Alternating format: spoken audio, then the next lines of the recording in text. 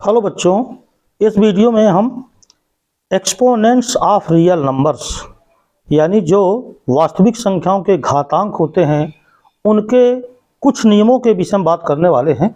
और ये नियम इतने इम्पॉर्टेंट हैं क्लास 9 से कि इसके बिना आगे की गणित लगाना बहुत ही मुश्किल होगा। तो सबसे पहले नियम की आइए बात करते हैं।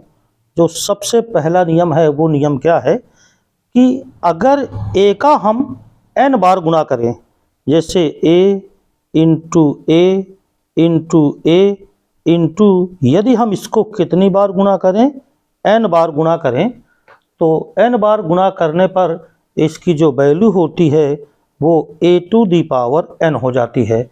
अर्थात कहने का मतलब यह है कि जब हम गुणा करते हैं किसी संख्या का n बार तो वो अपनी उतनी ही घात हो जाती है। जैसे a गुणे a मैंने n बार किया तो ये n a की पावर कितनी हो गई, n हो गई। एग्जाम्पल के लिए जैसे मैं यहाँ पर आपको दिखाता हूँ। जैसे मान लीजिए हमने क्या किया कि 2 हमने 3 बार किया तो ये बराबर हो जाएगा 2 की पावर 3, अर्थात 2 दूनी 4 दूनी 8। तो इस प्रकार अगर हम ये कहें कि 3/2 का होल क्यूब क्या होगा, यानी इसका उल्टा बोलें तो 3 घात है, इसका मतलब इस संख्या का आपस में कै बार गुणा, 3 बार गुणा, यानी 3/2 इंटू 3/2 इंटू 3/2, अर्थात ये बराबर हो जाएगा 27/8। 3 त्रिकाई 9 तिया 27 और 2 दूनी 4 दूनी 8, अर्थात ये हो गया 27/8।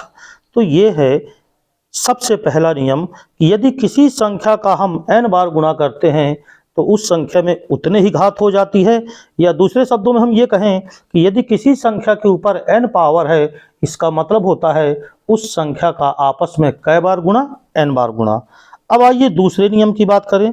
दूसरा नियम क्या है, अगर कोई संख्या a है उसके ऊपर -n की पावर लगी हुई है तो इस -n की पावर को हम प्लस बना सकते हैं, लेकिन इस पावर को फिर हमें 1/a to the power n लिखना होगा। यानी कि यदि हम माइनस की घात वाली संख्या को नीचे लिखेंगे तो घात का चिन्ह प्लस में बदल जाएगा।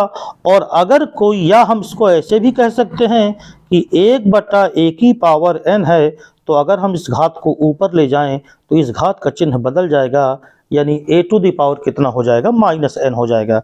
जैसे एग्जाम्पल के तौर पर मैं आपको एक संख्या लिख के दिखा रहा हूं। जैसे 5 टू दी पावर -3 लिखा हुआ है। इसका मतलब क्या हुआ, चूंकि 5 के ऊपर -3 पावर है, अर्थात इसको हम लिख सकते हैं 1/5 टू दी पावर 3।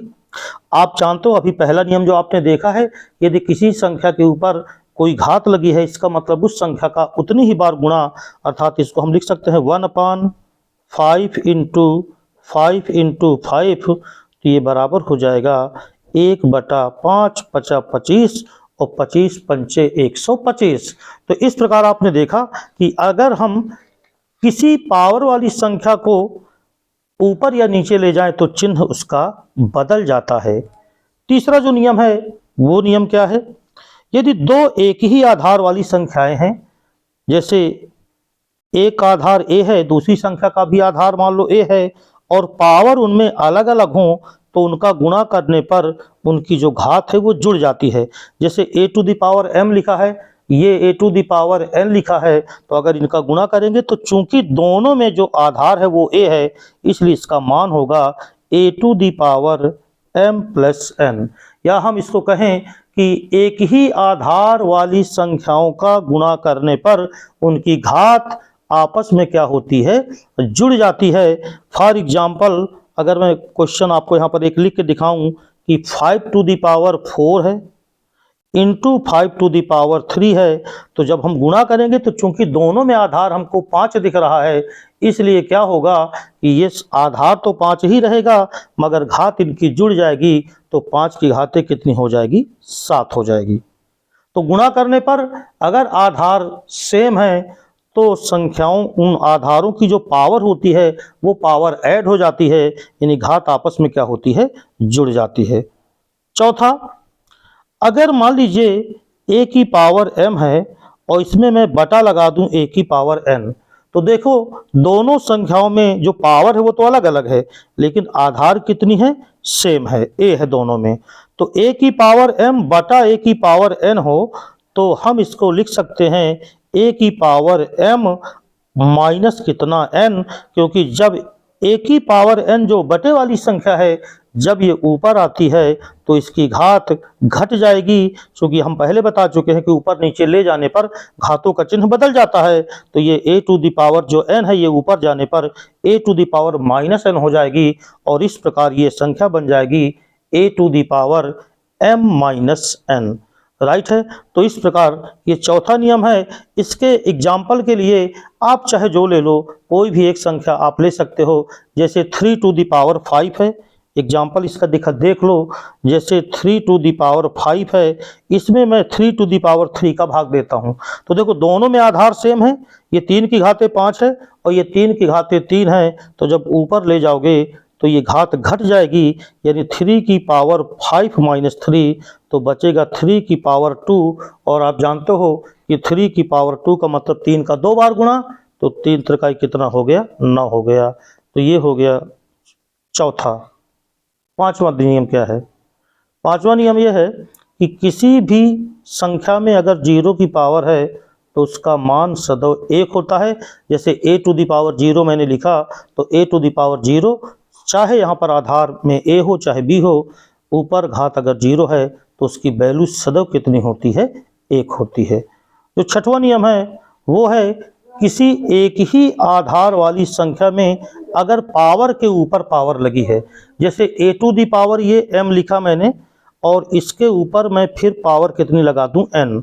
तो जब घात के ऊपर घात होती है तो उन घातों का आपस में क्या हो जाता है, गुणा, यानी ये हो जाएगा a to the power m into n। अब अगर a to the power m into n पहले से लिखा है तो हम चाहें तो इसको फिर से लिख सकते हैं a to the power m to the power n, चाहे a to the power n to the power m। तो इस प्रकार अगर घात के ऊपर घात है तो घातों का आपस में क्या हो जाता है, गुणा हो जाता है। जो सातवां है, सातवें में जैसे लिखा है ab की पावर n। अब देखिए दो संख्याएं हैं a और b, ये आपस में गुणनफल में लिखी हुई हैं और इनके ऊपर जो पावर लगी है वो दोनों में कोष्टक लगा करके n लिखी गई है।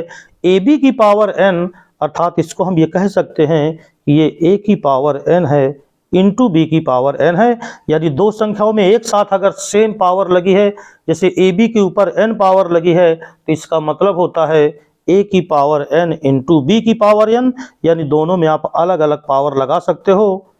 और बिल्कुल सेम इसी तरह अगर आठवां नियम देखें तो a बटा b, अगर इसके ऊपर n पावर लगा दिया जाए तो a बटा b की पावर n है।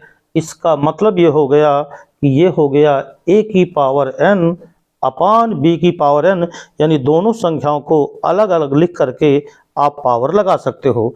इनकी ज़रूरत, सातवें और आठवें नियम, इनकी ज़रूरत कैसे पड़ सकती है इसको समझने के लिए, जैसे मैंने 6 की पावर 4 लिख दिया, 6 की घाते 4 लिखा है, तो हम इसको लिख सकते हैं 2 गुणे 3 की घाते 4, और अब हम इसको लिख सकते हैं 2 की घाते 4 गुणे 3 की घाते 4।